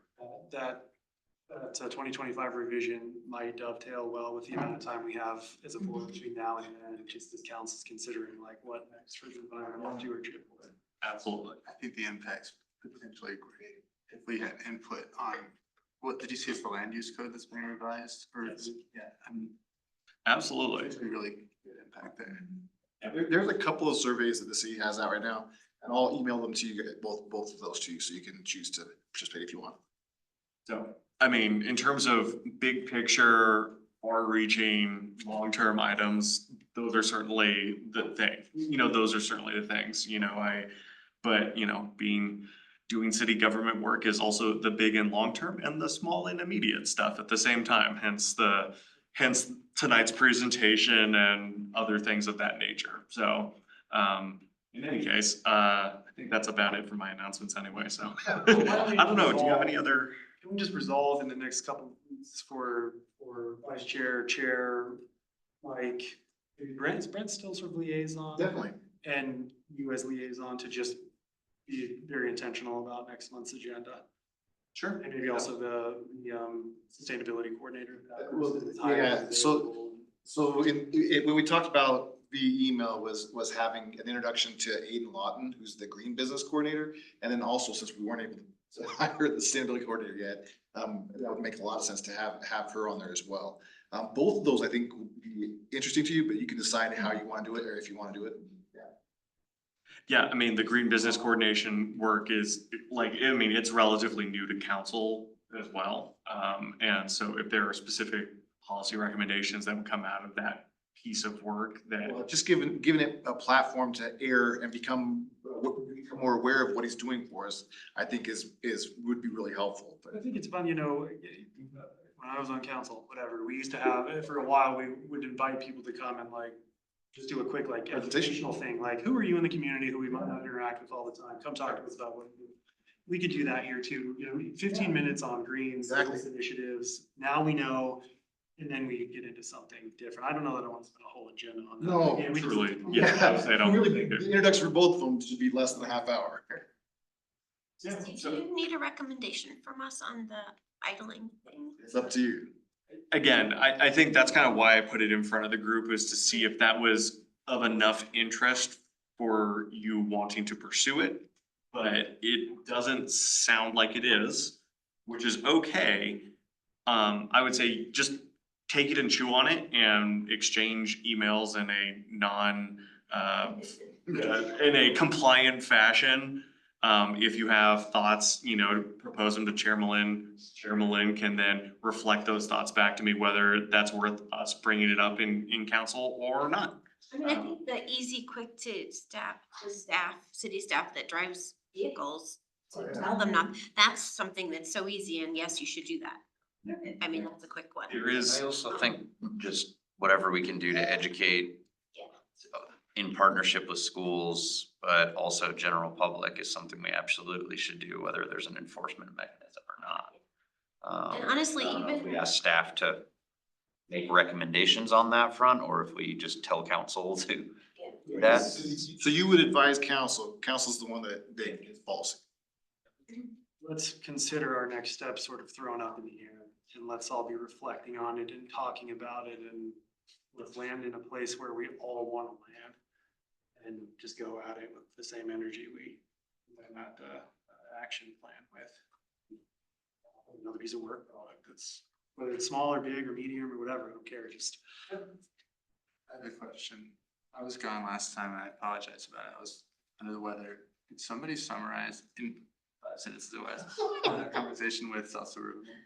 I think Scott. How do you feel? Andy Jennings and Rob Hanna came from South Suburban. Okay.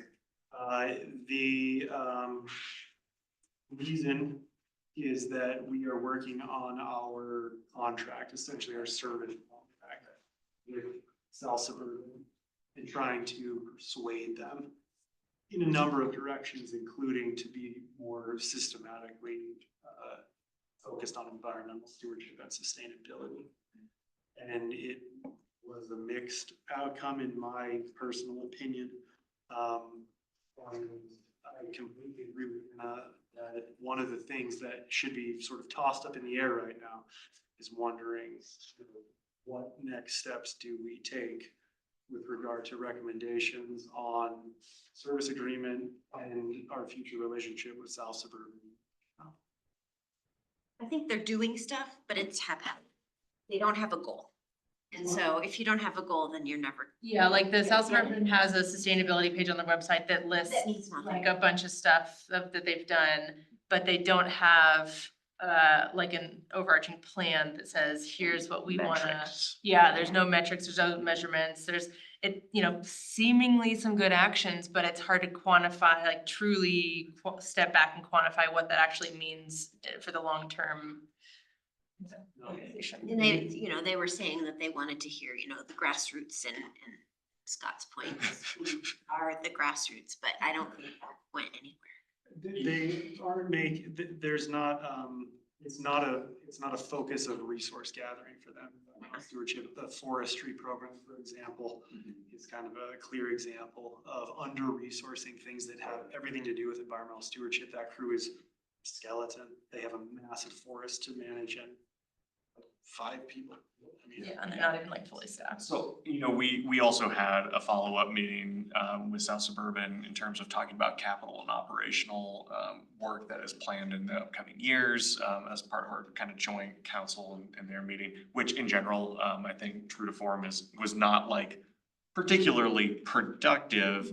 But I think a big takeaway too is also that they run a super skinny operation. Like it's incredibly lean, and thus any environmental work that ultimately gets done is incidental at best. I mean, I think the information they brought to us showed a laundry list of things, but those things don't necessarily fall in accordance to plan or necessarily dedicated funding or budgeting. It is as opportunities arise and that there is a staff person that happens to be available and a small cost match over here available, that they'll try to take advantage of it.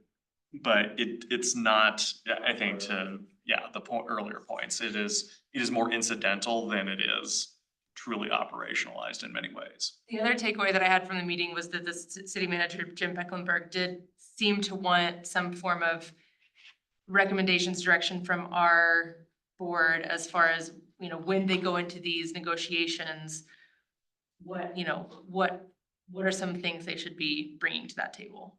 When is that happening? Or January, February? One One of those months. I want to say in my mind, I was like, oh, if we get them something before the holidays, that is something that they could then take into their negotiations in Q1. That's my memories version of that. That's about right. Okay. So the operational agreement that we're on right now, it doesn't expire. It was written a long time ago, and there's things that are lost from it too. I see. One of our key players in the negotiations is out on maternity leave now. And so when she gets back in the fourth quarter here, that will help accelerate. So yeah, you're right. First quarter is, we really do hope to have significant negotiations and, going on, if not settled in first quarter. That's something we want to dedicate some agenda time at some point to. Update for sure. I find value in that, and I think that especially if we're kind of waiting, or maybe 2025 sounds like something where we could dedicate time for more of the ULUC recommendations for updates. This to me feels like a substantial thing that we could contribute basically by the end of the year. So I can then bring it back to council, get up or down votes on if that is the direction that we are giving this board, is to essentially start integrating environmental sustainability policies and into the new operational changes with South Suburban as part of our negotiation. It'd be useful to have some specific work product that council wants, provide language for the new contract or something. Correct. 'Cause I don't know what exactly we'd be producing other than, hey, council, like, put environmental stewardship in the new contract. Well, no, it would, I think, go to the extent of dissecting the current operational contract in terms of hours, equipment, staffing, resource dedication to trail maintenance, turf conversion projects, things of that nature. I think that we would get in the weeds or ask maybe this board to get into the weeds and either provide comment or new language surrounding it that our staff could then bring into that negotiation. Out of curiosity, and I don't know if anyone has an answer to this, but like the existing service agreement is what, like 1 or 2 pages long or something like that? So is the expectation that the future service agreement will be much more substantial? Like, Yeah. Clear 20, expectations 100? is a, backbone of a healthy relationship. And so the lack thereof causes opportunities for frustration. We need clear expectations. So here's the politics of it in the sense that their revenues in general basically look unchanged. They have a significant amount of bonding and debt service to accommodate. Their staffing is struggling to get entry-level workers in place. They are not like, they're just holding ground right now. Our asks that go to them, we also, there is always the option, and it's a bit of a nuclear option, to walk away from this arrangement with the district in general. However, we don't have a backup plan, right? So anything we ask for in this negotiation does also need to be reasonable and achievable. And I'm not trying to say that you're asking for unreasonable things. I'm just saying that they also have a significant ability to say no. The flip side of that coin is that we so dramatically change our operational relationship with South Suburban as to essentially, break it. And that is another potential here. Well, and one thing that some cities have done, and including Littleton, is we partner further with them. So as opposed to leaning out, you can lean in and contribute more funds to them. So we pay half of the operational cost of South Platte Park right now, directly from the city. And so if we want to add additional costs to their operations, we could tie stipulations to that. we could give them money to do it. We could fund it. And yes, we could tie stipulations to it. This funding is for this purpose. Yeah. Deliver this expectation. What's the mechanism of the active negotiation? Can someone from our board be present? That might be a stretch, but we can check. I mean, I think ultimately that's staff, city manager. I don't even think our South Suburban representative tends to be in those operational agreements, but like it is such a important kind of step moving forward. I suspect we'll probably give it more time and attention at that executive level than we have in the past. Just person to person, or is it like a series of emails? I would suggest let's get a mediation up. Well, and at this point, it is friendly. I'll say that. Like we have worked really hard to cultivate a productive conversation between us. And so at this point, we don't need mediation. We really do have, we agree, we need a more detailed expectations operating agreement. And so we're gonna do our best to create that together. And this is where I think as the ESB, we ask for the moon.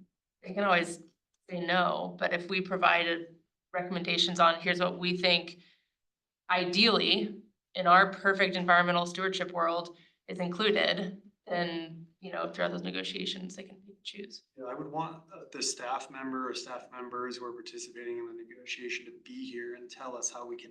I think reporting back to you guys makes a lot of sense, telling you what's going on, updates. But I mean, even ahead of it, like, Sure. who's doing it? Like, I think Kelsey Is it primarily, Kelsey? yeah. Well, and it'll involve Jim and it'll involve Reed, so there will be, so Kelsey is on the ground and has a lot of experience that's really valuable for us. But it is at the Jim level, the city manager level. Kelsey's back in November. What's that? Kelsey's back in November. You know, I don't know the exact date she's back, but that sounded like her original plan, but she ended up having her baby early, so I don't know how that changes things. November-ish. Well, I can bring it up at the city managers meeting, this week to see where the status and the timeline of the negotiation, who's involved. I think that they'll be private negotiations, they won't be public, right? So they won't involve the elected officials, it'll be trying to come to something that can we bring to the elected officials and say, hey, do you guys approve these? But, and really for, you know, the productiveness of those meetings, we should continue to celebrate that they're friendly and try to keep them that way. And that doesn't stop you from saying, hey, we want the moon, you know? Yeah, and I think that's, I mean, if we can't be in those conversations, giving them a document that says, here's what we want, gives them talking points, gives Kelsey talking points. And really, is me or the sustainability coordinator. And so that, because when we come to it, again, we have to decide, do we want this instead of something? Or do we want to provide funding for this? Or how do we want to accomplish this? And so that's for the internal team on the Littleton side to kind of make those decisions based off of recommendations. You know? This is a dialectic and there's, because I am completely in agreement with Hannah. I'm not trying to sound contrarian. I would want to enable the negotiation, not just say, here's what we want, and Kelsey goes, well, that's impossible. Next. It won't be Kelsey's decision. Or whoever. Yeah. It'll be Jim's decision in the end. South Suburban holds an awful lot of leverage, fortunately, in this situation, unless we're truly willing to blow up the relationship. Not to say we shouldn't be asking for the sun and the stars, But if we ask for the sun and the stars, and like maybe we'll get a little plane flying over. Maybe if getting 15% of what you was asked for. Yeah, exactly. You know, those. Well, and it moves the ball forward hopefully for everybody under South Suburban, not just the city of Littleton. I mean, I think for this agreement, it will be for the city of Littleton specifically. But to your point, yeah, like, I think it does move the regional conversation forward much further. That's a precedent. We can Others are not show other pushing- cities. Yeah, others are not pushing South Suburban, I think, the way that we would. But if we do that, like, you know, we want this % of your fleet to be whatever, you know, those sorts of things, then that will benefit everybody. Going back to your original point about seeking council direction on that particular initiative or pursuit, I will just tell you that this one's more divided amongst the group. I'm not saying that's me, I'm just saying amongst the council, it is a more divided, you know, topic. Give us a preview, just to navigate all this, right? We want to be effective. I also want to give a quick time check. It's 8:26, so I just want to throw that out there. In 2 minutes. In 2 minutes, because does anyone have I think it is straying into more uncertain waters because the nature of the relationship and the monetary magnitude of it is so much higher, and the public facing component of it is so much greater. The council members, I think, that would be passionate about it would also be weighing the pros and cons, risks and rewards of pushing that agreement further and harder than we ever have been in the past. That's all I'm saying, really, is that if you are seeking council's direction to prioritize this item and move it forward, I will work to that end on your behalf. I absolutely, and I will advocate it for it because I agree, it needs to be done. I just also cannot say like that the council might be lined up behind it the way that like water conservation might be an easier get for them. So question, if we end up writing a memo that says, here's what we want, does council have to approve it before it gets handed over to y'all to? Well, council will approve. Right, I know. Council would actually approve it on the back end, so, yeah, Well, and or amend it on the back end. I mean, I hear what you're saying. I know there's just a couple minutes. If council says, no, we don't want further input, then I'm gonna come to council and I'm gonna say, then why on earth are you having this host, Andy and Rob? Correct. Sure. Stop wasting our time, focus our attention. You've invited us to do this. All we did was provide follow through. Was it council that invited Andy and? Well, yeah, Jim, I mean, there was a I feel like it was more staff driven than. Well, my understanding is Jim spoke with the council members, or at least the leadership, and it was like, it was a go. Yeah, have these people come and be involved in this process. It was a direct reaction to your recommended action plan.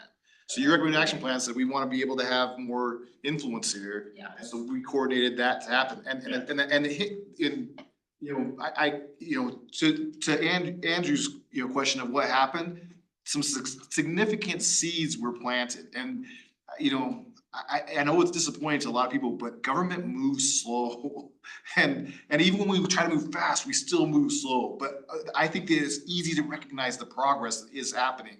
And, you talk about them not having a focus or an emphasis on sustainability. And they're talking about now, should we have a sustainability board, and those kind of things. So I think incredible progress worth celebrating is happening. I do wish things happen a lot quicker. It's just not typically how it works in government for a variety of reasons. Because of boards, because of, elected officials, because of staff, there's lots of reasons why, but, So we'll begin conversation, myself, Steve, Mike, others. It's 8:29, almost 8:30. Does anyone have any reports? The only thing I was gonna say, yeah, Scott and I are gonna be presenting at the Littleton Community Retreat? Retreat, I think I was like. Basically what, just like a half-hour presentation about our plan, the work we've been doing. So what is that? next Friday, Saturday. Friday, Saturday. Our presentation will be on Friday. I So like you're Friday at 1. Friday. Wish I could be there. If you have anything you're super passionate about, let me know. Throw it in there.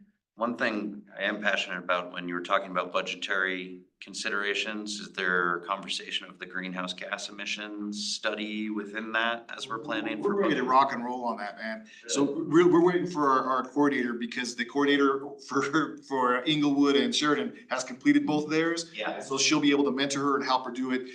She's estimating that it's probably gonna be a 6 to 9 month process because of trying to collect the data from the different utilities and whatnot. But yeah, we're ready to go. We just need the person in place. And she'll be at our next meeting. That's the goal. So she That was one of had an our accident the day before she was supposed to start, required surgery. Yeah, she had an ankle injury. So that's a later start date. So nothing to do with anything political. You're on our health plan? No. We have to pay for that. Didn't say that. Thanks to our speakers. Thanks for hanging out.